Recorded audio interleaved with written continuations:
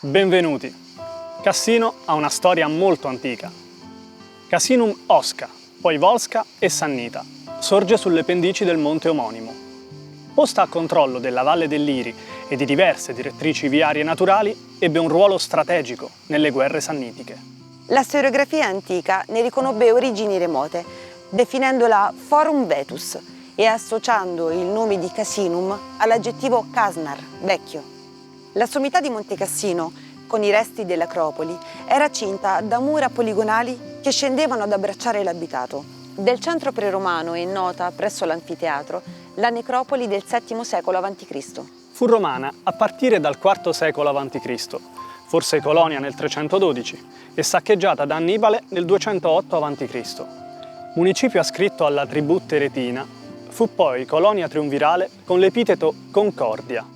Casinum si sviluppò in basso, a terrazze, lungo la Via Latina, a sud-ovest dell'abitato attuale. Il teatro venne edificato in età augustea tra il 27 a.C. e il 14 d.C. Ha il tipico schema del teatro greco-romano, a pianta semicircolare e le gradinate appoggiate al monte.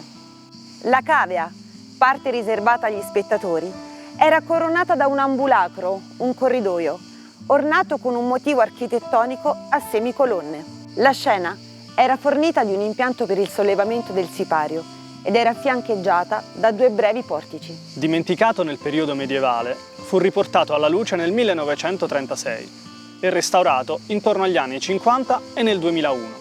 Ha una capienza di circa 2500 posti a sedere e viene tuttora utilizzato nel periodo estivo per eventi ed attività culturali.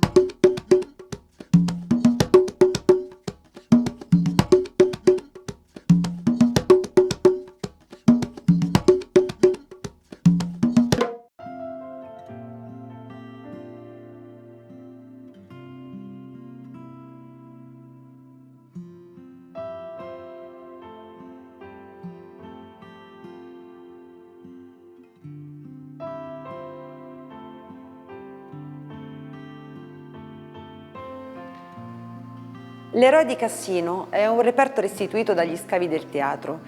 Copia di un originale di Scuola Lisippea, la statua potrebbe rappresentare un personaggio locale oppure l'imperatore Tiberio o Marco Terenzio Varrone. Questo esemplare di letto funerario, in osso e lamine a foglia d'oro, fu rinvenuto nel 2005 in una tomba nella necropoli di Aquino. Il prezioso reperto faceva parte del corredo funebre di una donna appartenente all'aristocrazia, vissuta nella prima età imperiale.